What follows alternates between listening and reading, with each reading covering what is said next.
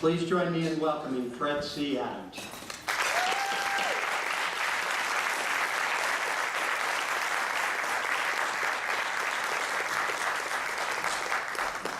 Thank you very much.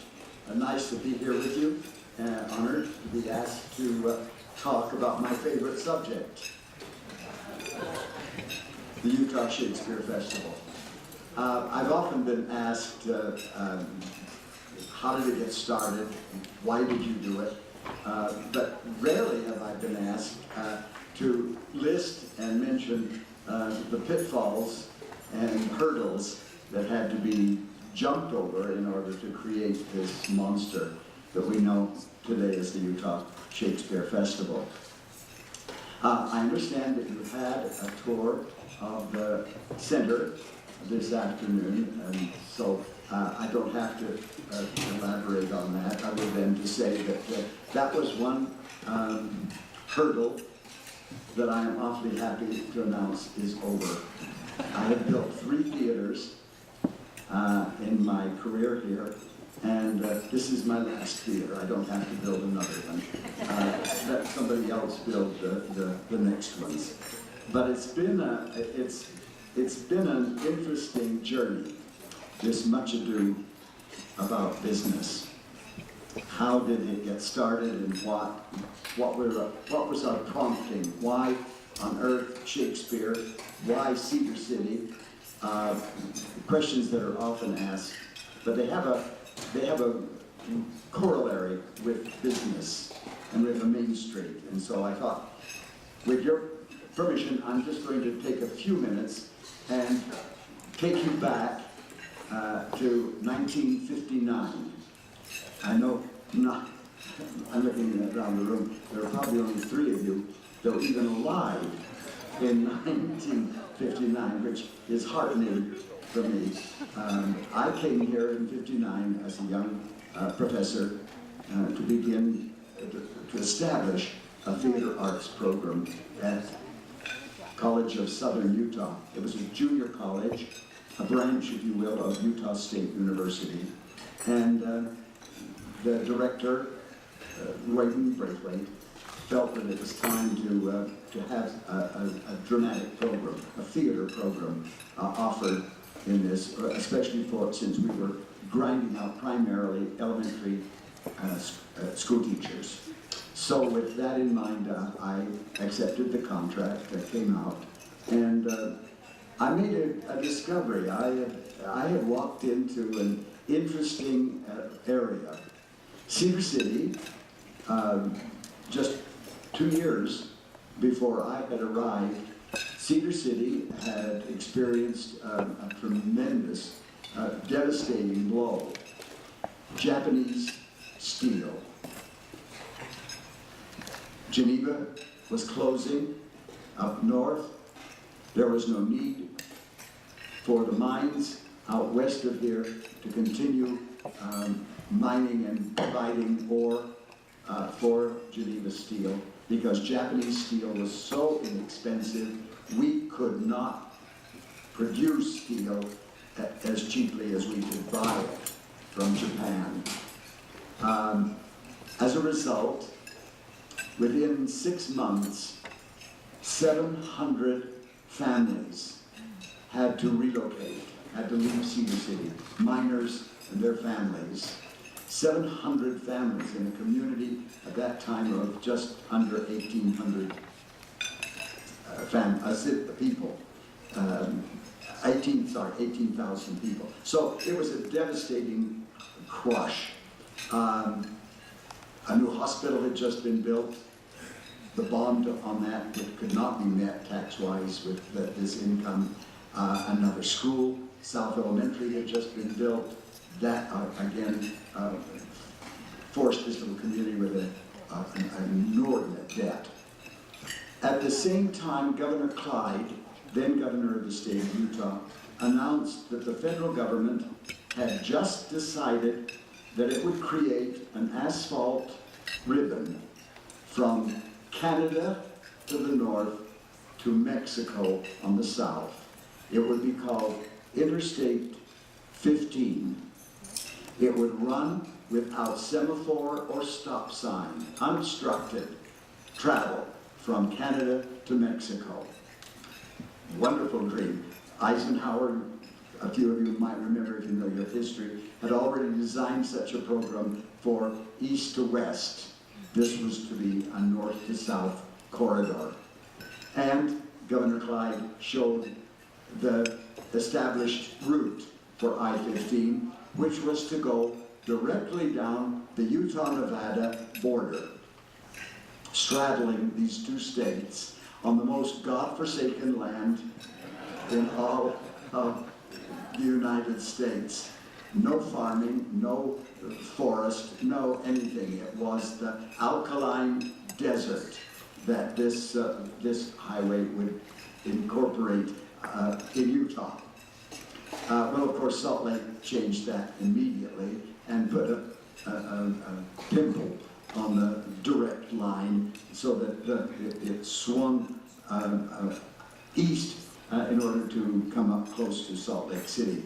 But Fillmore, Nephi, Beaver, Provo, Cedar City, and St. George were all to be completely separate from this freeway.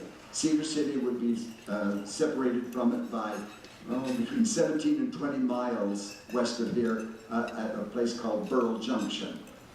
That is where the I-15 was going to go. When that was announced, the mood in Cedar City was funereal, to say the least. My fiance and I had met here. We fell in love with this city. We fell in love with the people, the clean air, the great water, everything about Cedar City talked to us. We liked it. We decided we wanted to raise our children here. We had winter jobs. I was teaching at the college. My wife was teaching in the public school district. And we thought, well, what could we do in the summers that might afford us some interest, something to work toward, and at the same time help some way with this devastated community. So I went to the Chamber of Commerce. You all know what a Chamber of Commerce is. I went to the Chamber of Commerce with an idea. The idea was a Shakespeare Festival, a festival presenting 3 of William Shakespeare's plays in rotation, which would mean that people could come and would spend 3 nights in Cedar City, 3 nights in our motels, 3 nights in our days in our restaurants. I presented it to the chamber, and it went over like a pregnant pole vaulter. I've never seen such shock, mouths open when I made a presentation of what we thought we could do. It was the dumbest thing they had ever heard of. It's ironic, too, because 50 years later, at our 50th anniversary, one of the members of that chamber, still living, got up and introduced me. It was wonderful to hear how completely he had bought into the dream and had made it work. I've loved that. I still have his talk. Oh, and so anyway, the school was willing to host us, but they had no money. We needed about $1,000 for lumber and fabric. I didn't need salaries. I wasn't taking one. I had coerced 21 of my students into staying for the summer gratis if I could provide them with room and board. And the college had dorms called the Lambing Sheds where married students lived, and they were empty for the summer, and the director of the college said we could use those rent-free.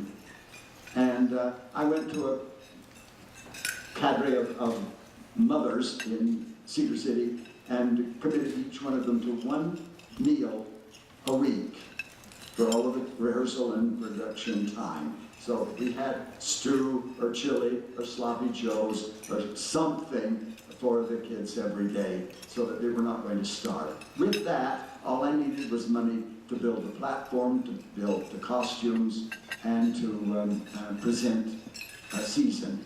$1,000. Didn't sound like much to you, but in 1961, $1,000 was an enormous amount of money. That was my first challenge.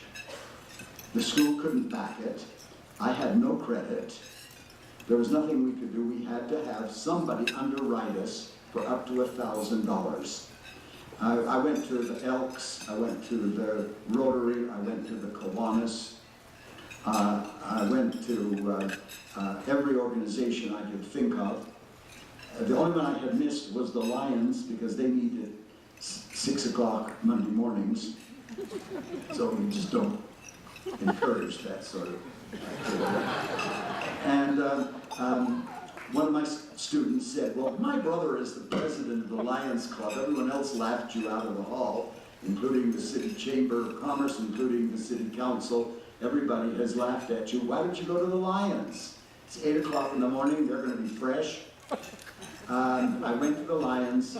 I made the presentation, told them what we thought we could do.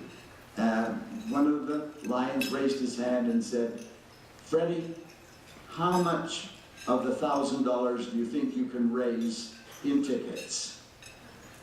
Well, I told them I thought we could raise it all. We just wanted somebody to subsidize anything we didn't make at the ticket office. And so he moved, he said, then I move that the Lions Club subsidize the Utah Shakespeare Festival any amount up to $1,000 that they do not raise in tickets. It passed. I had credit. I could go to the lumber yard and say, the Lions will back this, and that was all it took. I went to the fabric shops, same thing. Everything was fine. We never got a dime from the Lions. We didn't need it. We took in over $3,500 at the box office. We paid our debt. Thank you. And we had $2,000 left over. So I had $2,000 in the bank to fund season 2. It was at that time that we decided, and this was one of the other great hurdles we had to jump, we would never take a loan. We would never go to a bank for a loan. We would use only the money we raised the previous year. It meant we started small, we started slow, and we took years to grow. But what it also meant is while sister organizations all over the United States were going bankrupt and belly up, we never bothered, we never did. We never had a debt, we never owned a dime, and nobody could ever foreclose on us. That proved to be one of our best decisions, but also one of our worst obstacles, because we were so eager to grow, we had so much potential, so many things we wanted to do and we couldn't do because we didn't have enough money. So it had to wait a year. And that became kind of a watch cry with us. Well, we can't afford it this year, but let's make sure we do it next year. And that's the way we grew. It wasn't until 1981, now keeping in mind that by that time we had built a theater, the Adams Memorial Theater, not named for me, by the way. And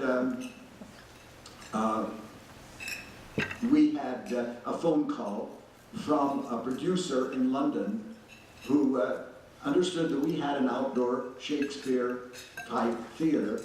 Could the BBC and the Royal Shakespeare Company come to Cedar City and do a television presentation film for international distribution? Could they? Oh. Does Dolly Parton sleep on her back? Of course they could. Immediately it hit all of the newspapers. It hit the New York York Times. It hit the Los Angeles Times. It hit the Denver papers. It hit the Chicago papers. It hit Newsweek and Time magazine. And we had phone calls from all over. Who in the hell are you? And most of those calls were from Salt Lake, who had no idea that we existed. And that was when Salt Lake started to come down. And that was when Las Vegas started to come up. And we started a real growth factor in 1981. 2000, of course, we were awarded a Tony as the outstanding regional theater in America. And that won us accolades and audiences now internationally from literally all over the world, as well as actors, directors, and designers that want to work in a Tony Award-winning theater.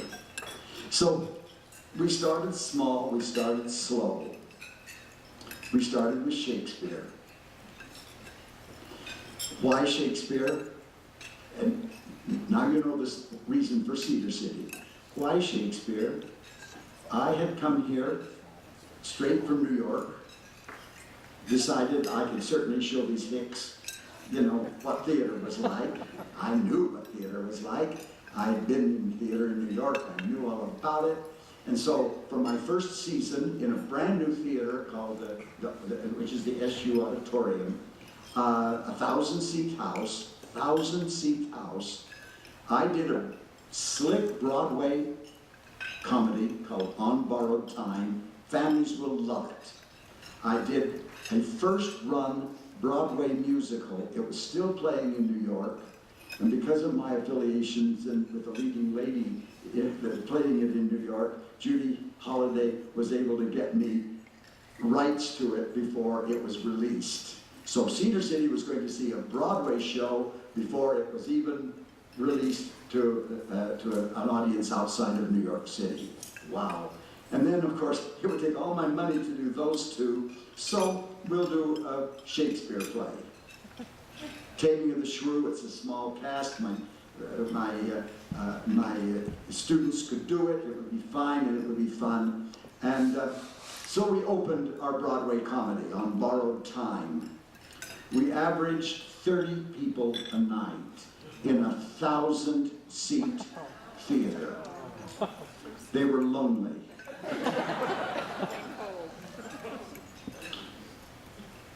The next quarter, we did our musical. Well, of course, everyone is going to come to a Broadway musical. We sold it like you cannot believe. We did everything in the possibility. We even phoned every phone number in the phone book, telling them how wonderful it was. We averaged 70 people a night. There were almost as many people in the cast. That spring we did Taming of the Shrew. We had to run it 3 extra performances because every performance had sold out. So I knew immediately something was wrong with this community. I started to do some study on Cedar City. I discovered that Cedar City had a symphony orchestra older than the Utah Symphony. 7 years older than the Utah Symphony. That more opera had been presented in Cedar City than in Denver. That regional art exhibit every year in Cedar City had sold more original painting that now hung on private homes' walls than in Salt Lake City. Okay, so this is a community that somehow has bought in to the arts. Going back in history, I discovered why. When Brigham Young sent 3 wagonfuls of miners with buggies with the families after them to settle in this valley and opened the iron mines, he sent Welsh, Scottish, and Irish miners. Their love was Shakespeare. It reminded them of home. And before they even arrived in the valley, they had begun rehearsing and memorizing. And within a week of their arrival, living still in soddies or sleeping in their wagons, that group of miners and their families presented William Shakespeare's Merchant of Venice.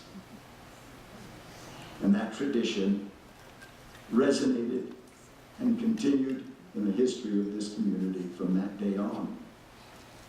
So Shakespeare was, for us, a natural.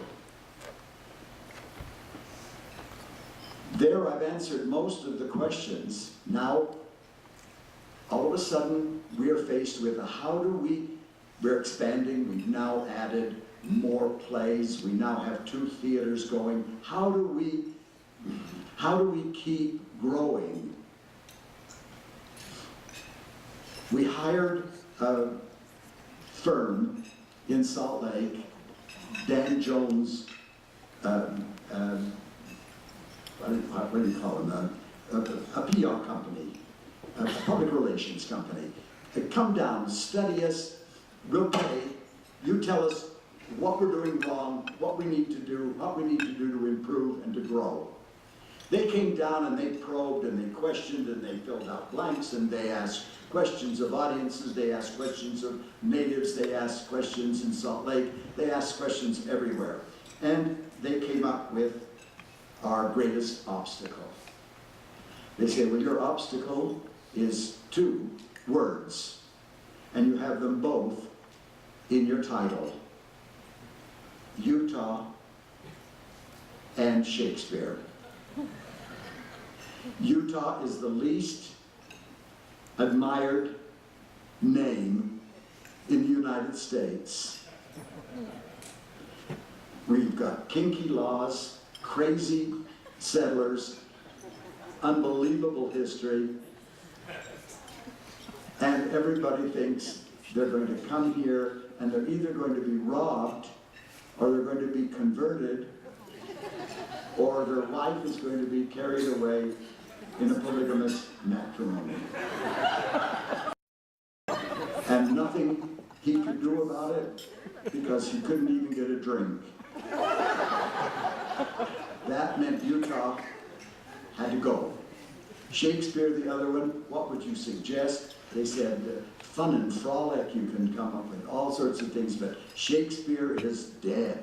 Shakespeare is a dead white male. Well, I can't disagree with that. I'm almost confident he probably was white. And the question was, obviously was male. And so the only thing was that I knew was he dead. So anyway, we had to overcome that obstacle. We decided that we were not going to give up our name, nor were we going to give up our product. So we decided that we had to teach people that Shakespeare was fun. I'll be interested tonight to find out if we succeeded. We started with a campaign that started taking Shakespeare into our public schools. In 1961, the year we started the Shakespeare Festival, 2 high schools in the state of Utah had produced a full-length Shakespeare play. East High School and Provo High School. Only 2. This year, only 7 high schools in the state did not produce a full-length Shakespeare play. And over 30 elementary schools in Utah this last winter produced full-length Shakespeare plays. Great schools. It was an educational outreach program unlike any that I think has been seen. We went into every school, we introduced, we did in-service with teachers, we organized every kind of interest-getting, whatever we could, catchphrase for youngsters and students, and it paid off. Today, in October this year, as every October, we have a Shakespeare High School competition. 3,700, between 3,700 and 4,000 high school students from 7 states will be here competing for prizes, certificates, scholarships, and trophies. It is the largest dramatic competition held in the United States, and it's all Shakespeare. And I would bet you that high schools in St. George and wherever else you might, I know Harrican, Malford, Beaver, Panguitch, all bring student teams to compete against Indiana, Illinois, California, Arizona, Idaho, Wyoming, Nevada, and Utah. That's how we met the challenge of Utah and Shakespeare. Much ado about business. We started with $1,000 and 21 volunteers.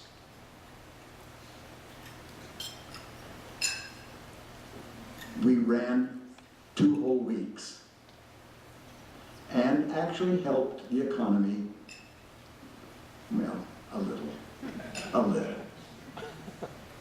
Today, our $1,000 budget is $7.2 million. It is all self-generated. We are not subsidized. We have a company in attendance, in residence here in the summer of just under 400, from 21 to 400. And we will perform before close to 150,000 spectators drawn from every state in the Union and traditionally 8 to 10 foreign countries. We bring an economic impact to Iron County of just over $36 million annually, giving Cedar City a second Christmas. As a result, our property taxes have remained low, and our community now boasts itself the Festival City, with half a dozen additional and wonderful festivals that accompany us. We have made a difference. I-15 was coerced into coming east, thank heaven, and the mines opened again.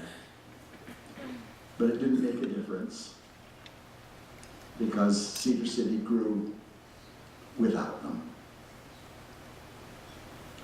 And today, I am gratified and excited to say that this $40 million project over there, that $6,500,000 of that came directly from the city and the county.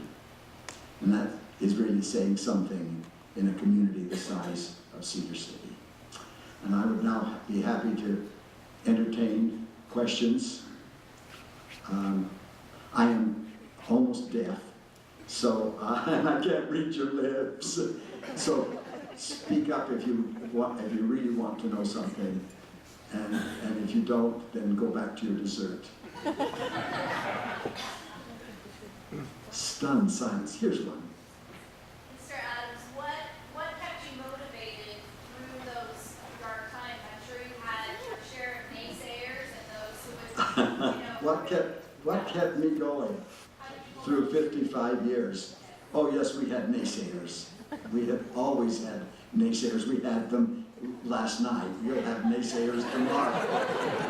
And I love them because they spur me on. They spur us all on. You know, you can't do something. Bullshit it. Who says I can't do something? Of course I can. So I love naysayers. But what kept me going, I have to say two things. One, my wonderful wife, who was there alongside of me whenever I got really depressed. She would give me the smallest violin in the world playing the saddest song.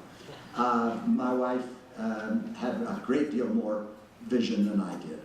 Also, I had a Royden Braithwaite, one of the giants, an educator of unbelievable vision, who stood up and in meeting after meeting and said, "I'll give this kid a chance, just give this kid a chance."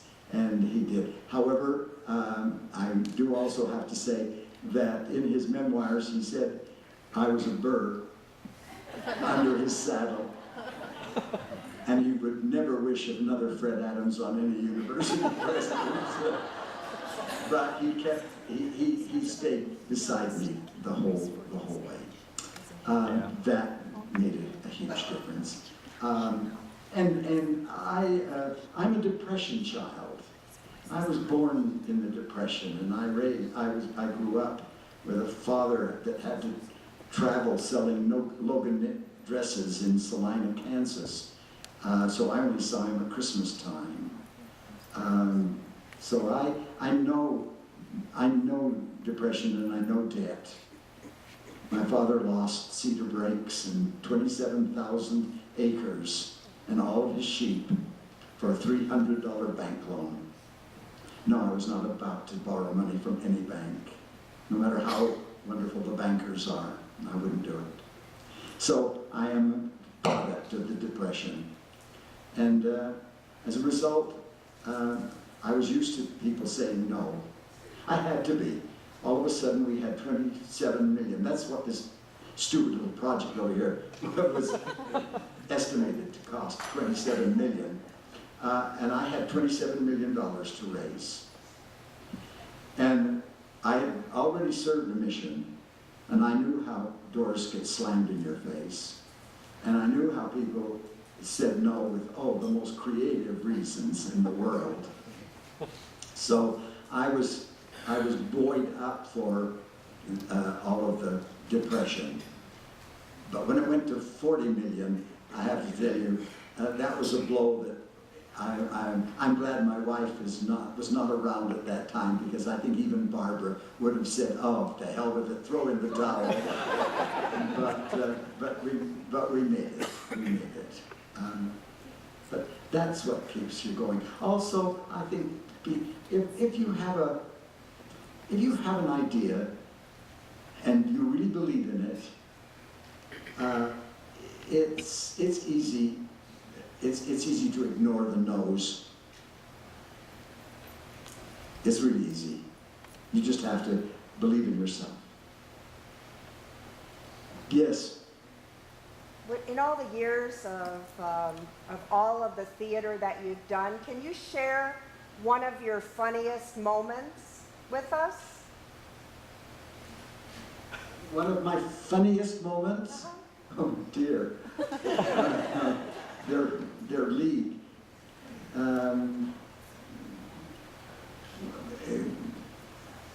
Yes, I guess I can. I've been on.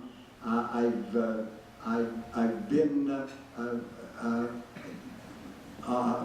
on a stage when the scenery fell over, and Southern Utah Wind. thank heaven I was standing in what was a doorway, and so I wasn't hit, but it just came right down, the good old southern wind, and everybody laughed. I was still standing there in the dust, and a crew came out and lifted it all up, and we went on. And I've gone on stage with my fly open and everything, never batted an eye. I guess I have never collected the funny ones. I've collected some powerful, emotional ones, things where I've seen lives changed. We had two people from Salt Lake, both of them doctors, physicians, who had an 18-year-old son, a 17-year-old son, who was prison fodder. He was with a gang in Salt Lake, pushing drugs, got arrested, taken to jail. His parents, heartbroken. They had come year after year. He wouldn't come with them. Finally, when he was released, they brought him with them down. And of course, of all plays, he had to see Richard III, which is the original juvenile delinquent. And it touched him. It touched him in such a way. His mother, 2 weeks ago, sat down in my office with tears streaming down her face. He went back to Salt Lake and enrolled in a Shakespeare class at the University of Utah. Graduated in medieval and Renaissance studies with a master's degree. Went back to Cornell, got a doctorate, and is teaching in an Eastern university right now. And the apple of his mother's eye. And it was because of Richard III. I'd rather keep a story like that alive than my open fly. So if you had to do it over, would you change anything? If I had to do it over, yes, there are several things that I would do. If I had to do it over, I would think larger at the beginning. I could have bought all of the property that we're now on, those 8 acres. I could have bought those for under $5,000 in 1961. It cost me $4.5 million to buy those damn properties. Yeah, that kind of foresight would have helped. And I would have taken longer before I got hooked into unions. We now operate with 4 national unions. And I don't know how many of you deal with unions, but some of you obviously do. It's a difficult tightrope I now have to walk. Well, I don't have to anymore. the boys have to walk. And I would have had more prestige under my belt before I started dickering with unions, because I would have had a stronger bargaining chip than I had when we finally had to knuckle under and go with unions. Who was your biggest catch that you brought from Broadway to the little stage here in Utah? Oh, who was my biggest catch? Ironically, most of my catches are 18, 19, 20-year-olds, and then they go on to star on Broadway. Patrick Page, of course, The Lion King, Beauty and the Beast, Spider-Man, play after play after play with accolades, Tony Awards. Wonderful Keala Settle, who just got a Tony nomination for her latest work. They're all kids that started here, you know, running those kids that danced in the Green Show and then went on and went on and went up and went up. Those are the ones I enjoy. We've had wonderful names here. Al Gould, who we've loved and was with us, made a big difference for us because he was a genuine artist. But basically, we never wanted names. We'll build the names. We'll send them on and help them to get to the top.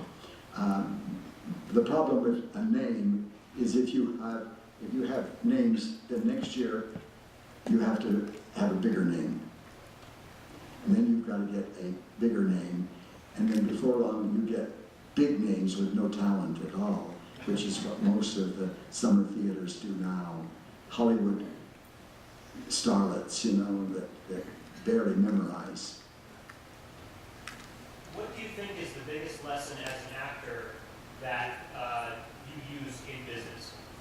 What is the biggest lesson in business that I have learned? Number one is don't go into debt. Number two, believe in what you're doing and train for it, and train for it, and then train for it. Kids that are going to drop out of school and go to New York or to Hollywood and become a star, their chances are so infinitesimal, it's just tragic. But go to school, and then go to school, and then go to school, and make yourself so valuable, so trained, and so valuable that they can't resist you. But most kids don't listen to me when I tell them that. But that's the secret of success. The secret of success in your business is not starting big. The secret of success is starting and knowing where you're going and be willing to take it in baby steps until you're there. If your product is good, you'll be discovered. If your product isn't good, you're going to drop by the wayside. And whether that product is a play or something that you manufacture, the rule is the same. If you're giving them something that they need, something that they want, or something that's worth getting, then take your time, develop it, and work towards it. Fred, I think back in the 90s, there was in the lobby of the auditorium, there was a physical model of what the 8 acres was going to look like. And I remember occasionally going through there and looking at that. As it's in its current form, how different is the finished product? Because I don't recall that the Southern Utah Museum of Art was on those 2 blocks. No, it now no. is. So I'm assuming as time goes on, with a vision, you've got to make some compromises. So you've got to work with what you've got. And so, how different from what you originally envisioned is what we've ended up with at the Beverly? What we had envisioned and what we had felt was to create a Tudor-style village, complete with Old English pub, bookshop, candle shop, all of the various things, the walkways, the pathways, the tea house, all of the things that were known, recognized in Shakespeare's day, the charm of a meandering stream, of swans on a pond, all of that. And then advertise it in such a way that audiences would, shoulder audiences on their way to and from Canada and Tucson would stop here as a way station. Very much like Helena, Georgia, I don't know if you've been there, or Solvang, California, that kind of a thing. That's what we had planned and had dreamed of. With a clock tower that would be a beacon bringing everyone here. Unfortunately, the university wanted the land, and so they took it and put SUMA there. SUMA was supposed to go in the parking area across the street here at the Southern Utah Museum, but they felt that it would be better if they took our property and put it there. So we had to give up the village With that, we lost the ambiance that we had hoped for as a destination spot, as something for travelers, not audiences as such, as just tourists, travelers coming that would stop to see and visit and spend at and hopefully stay for a play. But that had to be changed. That had to be given up. That's the bureaucracy of higher education. Yes. Just two quick questions. What historically has been the most successful play at the festival? And will you just explain how the new logo came about and how you felt about changing from the flags to the crown? Yes. Two good questions. What is the most successful production we have had? Both of our most successful productions have not been Shakespeare. Les Miserables was, without a doubt, a huge success for us. It was highly successful. We had to run extra performances of it, and as a result, it was probably our largest moneymaker. However, Hamlet, Romeo and Juliet, and Taming of the Shrew are close seconds to Les Miserables for us, which bodes well since Shakespeare, the top four funders that we have, 3 of them are Shakespeare plays, 1 happens to be a musical. But that's, and musicals have been very popular and successful for us. They're the carrot that brings the donkey here, and then while the donkey's here, we can introduce him to some Shakespeare. And the other question was, changing of our logo. That took place with the new organization that the festival has undergone since I stepped down and retired. They have a wonderful company in Salt Lake, a public relations company that is advising them on commercials and ads and all of that. And they felt that it was time with the new theater, since the new theater has such a very sophisticated, unperiod looking ambiance to the exterior of it, that we should probably go with something a little slicker, a little bit easier to read, a little bit easier to see on a billboard, that sort of thing. And they probably are right. The numbers certainly are showing that our attendance figures and all are certainly much higher now with the new logo. I miss the old fluttering flags and the old English writing. But, come on, you know, change comes, and change is good, as long as I don't have to stay up nights worrying about it. My favorite Shakespeare play is A Midsummer Night's Dream. Has been, always has been. First Shakespeare play I saw in 1936. Mickey Rooney in A Midsummer Night's Dream in Hollywood Bowl. What is your opinion about Broadway Hamilton? What's my opinion of Hamilton? Have not seen it, and I will not spend $795 for a ticket. I will wait till the second-rate company comes to the Smith Center or to the Eccles Center, and I'll go see it there. I can spend $150 there, which is a lot more sensible than a $795 beginning price for a ticket in New York. Yeah. Yes. Fred, speaking of change, I've known you since 1976. You never have. I want to know where the Fountain of Youth is. Is it under Old Main or is it in this building? And I have a portrait in my attic. It's constantly getting older. It's oil of Olay.